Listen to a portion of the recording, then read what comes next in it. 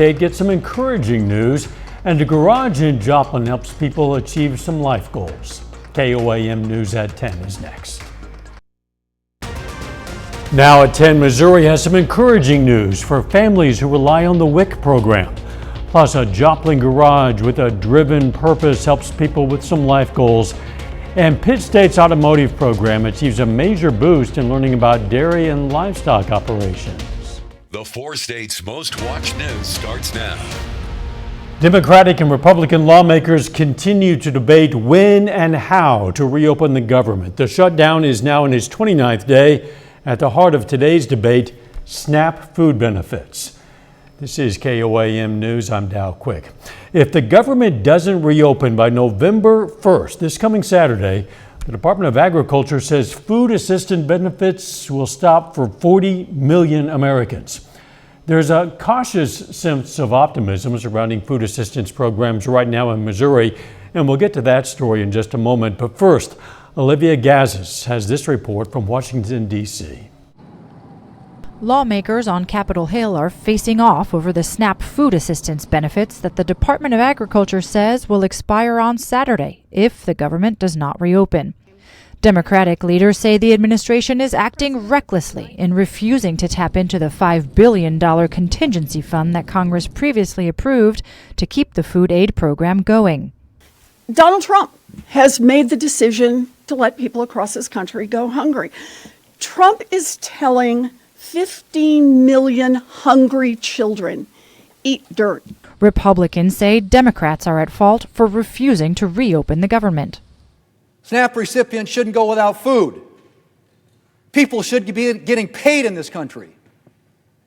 And we've tried to do that 13 times. And you voted no 13 times. This isn't a political game. These are real people's lives that we're talking about.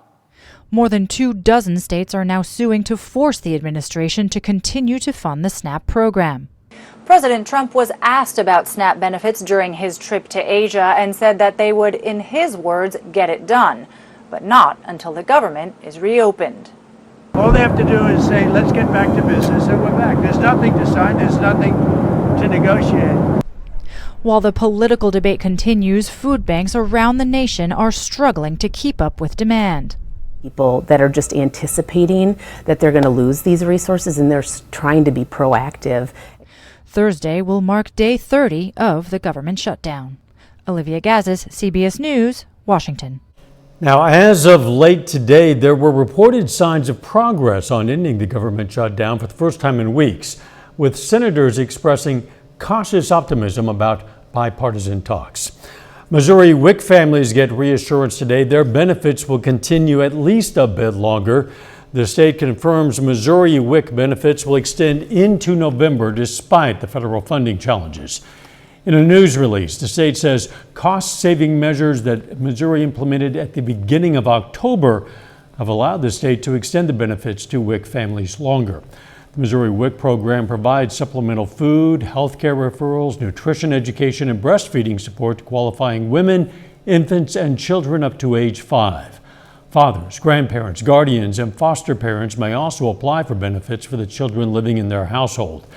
According to the release, Missouri WIC families are encouraged to continue to attend appointments and redeem benefits using their WIC cards until further notice. Thousands of people in southwest Missouri receive those WIC benefits. The Missouri Department of Health and Senior Services says in 2024, WIC benefits went to 1,100 people in Vernon County, more than 500 in Barton County, more than 5,000 people in Jasper County, more than 2,300 in Newton County, and nearly 1,400 people in McDonald County. Due to government funding cuts, our local pantries are working harder than ever to meet the growing needs of our neighbors. We're kicking off Feed the 4 States campaign early this year to help. Scan the QR code to donate. Your donation goes to a pantry near you. Let's check in with Chief Meteorologist Doug Heddy now for our first look at the weather. Well, it definitely turned out to be a cold, windy day for us today. Our temperatures only into the upper 40s for afternoon highs. We had the drizzle all day long. And the winds, we still have those northerly winds kicking in there. They're coming down a little bit. which is good, but still it's going to be a breezy night for us tonight. We're going to clear out by morning, upper 30s to near 40 degrees to kick off your daytime hours on Thursday, and a little bit warmer. Not as windy. We get some sunshine. We go to about 58 during the afternoon. Now, we may have to deal with some frosty conditions as we go into Thursday night. We're going to drop back 35, 36, 37 degrees, but Halloween overall is looking pretty good. We get some clouds in here late in the day, but we jump into lower 60s for highs. We're going to look at your weekend forecast here in just a bit. Doug, thanks. Transportation can be the barrier between the life someone has and the life they want. Well, Higher Power Garage in Joplin is working to break down some barriers. The Barriers to Work program is selling 9 cars to deserving individuals. The cars are sold for only $500, enough to give the buyers a sense of ownership. Transportation is a huge barrier in our community. Think about it. If you live in Carl Junction or Webb City and you need a good job, the good paying jobs are in the industrial parks or the commerce centers of the town. Very few low income housing is in those areas. So to get to those jobs is a challenge. In order to qualify for a car, applicants must attend classes and meet income requirements. Case New Holland is giving Pittsburgh State University's automotive technology program a major boost, donating equipment worth nearly $300,000. Mid-sized tractor is aimed at dairy and livestock operations using methane produced from the livestock as fuel. Representatives from C&H joined students and instructors to celebrate the donation. Some dealerships you have to be a super high technician in order to even touch this kind of stuff, and I'm just a student here, and then I get to touch the pretty advanced stuff. So it's super advantageous to get this ahead before your career path even starts.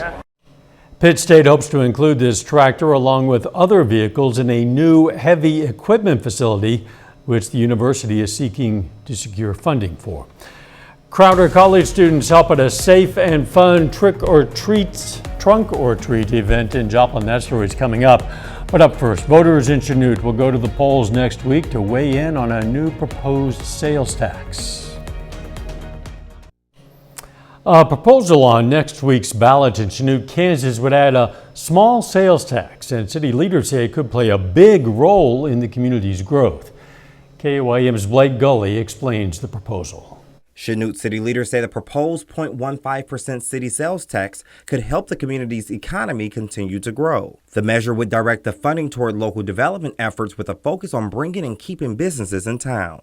The purpose of the sales tax would be 100% to fund the Chanute Regional Development Authority. They would use that for the recruitment, retention of new and existing businesses, and also for their daily operations. The mayor says the proposal is separate from the quarter-cent sales tax voters renewed in 2023, which supports maintenance and infrastructure projects. He believes the new tax is vital to sustaining economic growth and attracting more opportunities to Chanute. I think it'd be very difficult for the city to fund economic development in our current state. So passing of this question and having that confidence within the city is absolutely vital for that continued growth and development. If approved, the new sales tax will take effect in April 2026 and last for 5 years. Reporting in Chanute, Blake Gully, KOAM News. Voters are going to decide that measure on Tuesday. Now here's a vote we can all get behind. The Montgomery County Clerk's Office is inviting students across the county to submit designs for the official I Voted sticker. This is for next year's election. Students can submit in 3 categories: elementary students in the clerk's office choice, middle school students in the poll workers choice, and high school students in the popularity vote. For a complete list of rules, deadlines, and design requirements, head over to KOIMnewsnow.com. Little ghouls and goblins got creative at the Spiva Center for the Arts today. Children ages 2 to 5 dressed up in costumes and made spooky masks and luminaries with their parents. The hands-on Halloween event encourages exploration and creativity through art, movement, and music. The festive celebration gave families a chance to get into the Halloween spirit while creating memorable keepsakes together. Wizards, superheroes, and dinosaurs take over the parking lot of Children's Haven in Joplin today for a trunk or treat event. Students from the Crowder College Surgical Technology program helped hand out treats to all the boys and ghouls. The Halloween celebration provided fun for the community and for kids at the facility that provides safe care to area children while their families resolve crises. We have several children here today who come each year with special needs, and this is just a safe environment. It's not dark and scary. It's here in a safe place, and so they're having a good time together with us. Is the smiles. Honestly, it sounds cheesy. It really does, but they come up and they're so happy to see us, and it's a really sweet thing. Children's Haven has served the Joplin community since 2003, offering temporary shelter at no cost to families facing difficult times. Halloween is almost here, but it's not too late to find a last-minute costume. For the past 25 years, Spooky Jake's in Pittsburgh has opened up shop in October, providing a place for partygoers and trick-or-treaters of all ages to find exactly what they're looking for an affordable price. Last month has been the whole season, but it's been pretty steady. It's like most seasonal businesses, the closer you get to Halloween, people understand they have to go get their costume. Customers can take advantage of several deals with many costumes costing just $15. The store will remain open through Halloween. Doug returns next with a complete look at our forecast, and a little bit later, Kansas looks to add something unique to one town's skyline.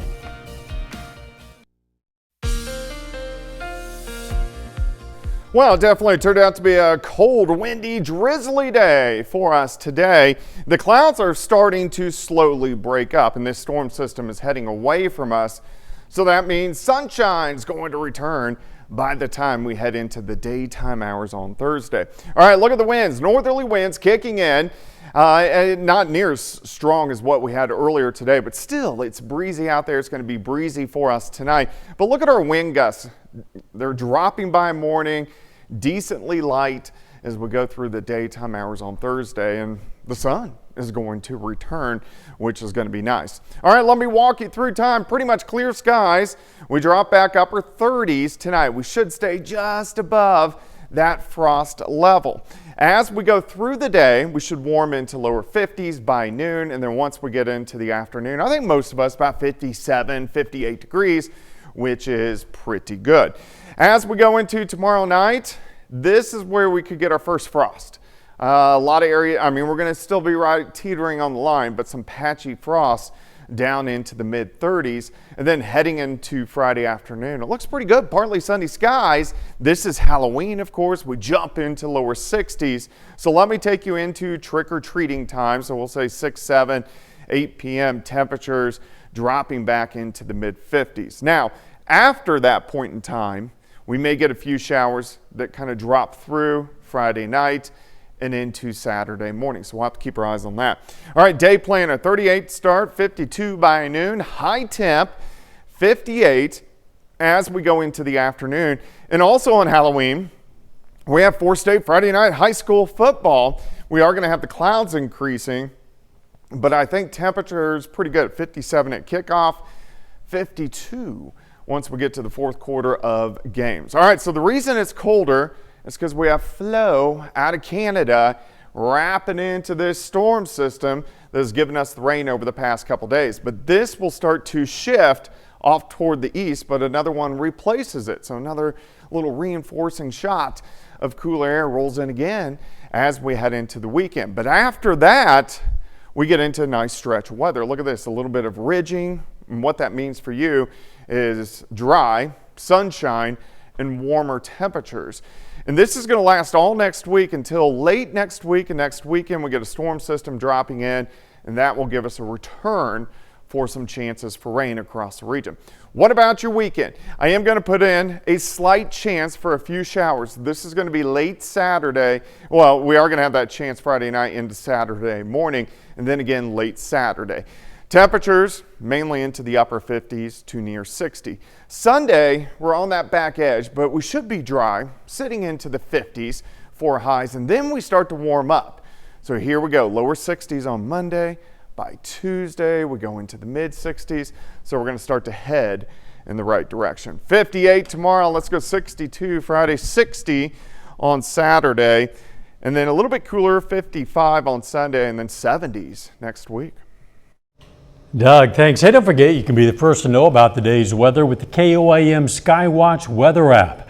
You can get those severe weather updates sent straight to your phone, absolutely free of charge. It's available in the Apple App Store and the Google Play Store, the KOAM Skywatch weather app.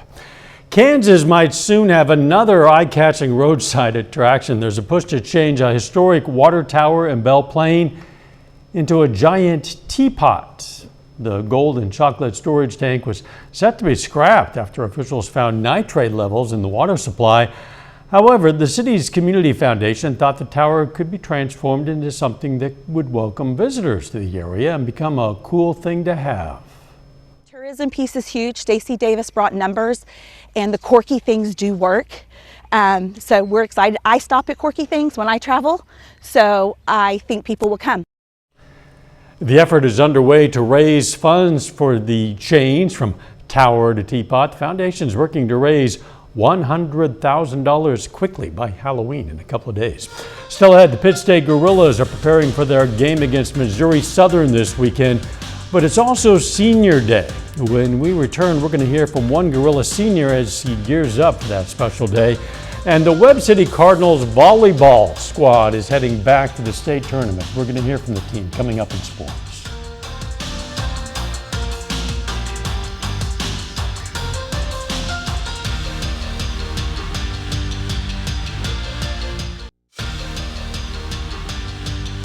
The dynasty continues for Webb City Volleyball as the Cardinals secured their 5th straight district championship on Tuesday to punch their ticket to state.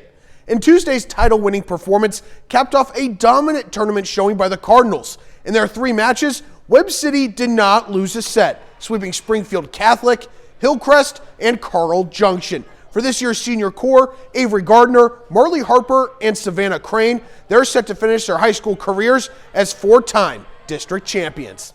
I'm just super proud. I'm super blessed. I don't know that I can take any credit for it besides I try to put the puzzle pieces together the way they need to fit. But, you know, I love working with them, and I've never as a coach had 5 in a row. So it's pretty special.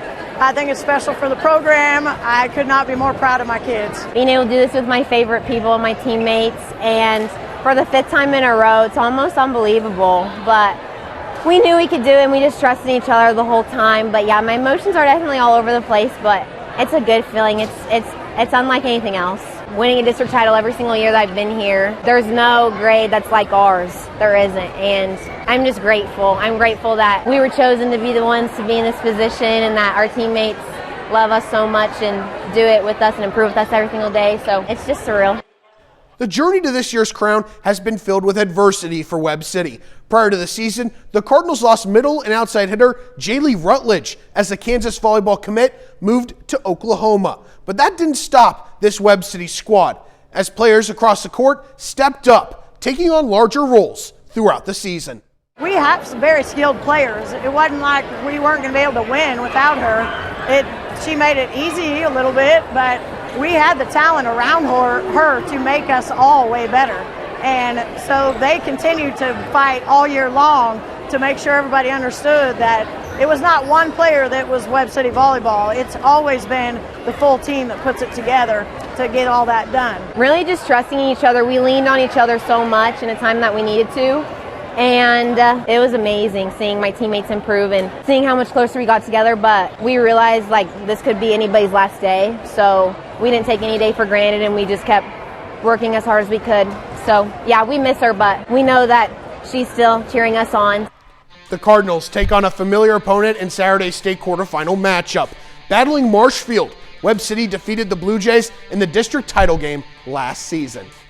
It is rivalry week for the 9th-ranked Pitt State Gorillas as they take on Missouri Southern this weekend. But Saturday is also Senior Day, with players all over the field being celebrated, including safety Jordan Rogers. Rogers' journey to Pitt State included head coach Tom Anthony, who was the team's defensive coordinator at the time. Following his redshirt freshman season, Anthony left the program for a non-coaching opportunity. before returning as head coach last year. Speaking with the Gorillas' two-time all-conference standout, Rogers emphasized the strong bond he shares with Coach Anthony. Me and Coach A always had a tight bond growing up. Since I came in as a freshman, I did always just want to achieve stuff under him. And then so once he did leave me, it kind of hurt my soul, but I knew I had to do more for him and for this school, Pittsburgh State. So I knew for me, staying is doing better for him and also for me. I just knew he always going to come back. So my excitement when he came was like throughout the roof because the relationship between me and him is so close ever since I got here. So I just knew when he did come back, I just had to prevail and make it better for us. I recruited him out of high school 5 years ago. He's one of my favorite guys I've ever been able to coach. He's exceeded my expectations in his time here, not just as a football player, but to see his growth as a person, from 2-3 years ago to now has been, absolutely incredible just to see how far he's come as a person. I'm probably more proud of that than I am of just seeing where he's at as a football player. Rogers and the Gorillas eye an 11th straight win over the Lions on Saturday. Kickoff at 2 p.m. from the Jungle at Kearney Smith Stadium. That's it for sports. We're back with more after the break. All right, it's going to be a chilly night for us tonight. We drop back into the upper 30s, but Thursday overall looking pretty good, 58. Let's go 62 on Halloween, 60 Saturday, maybe a random shower, and then 55 cooling down a little bit on Sunday. But look at the 60s and 70s rolling in for us next week.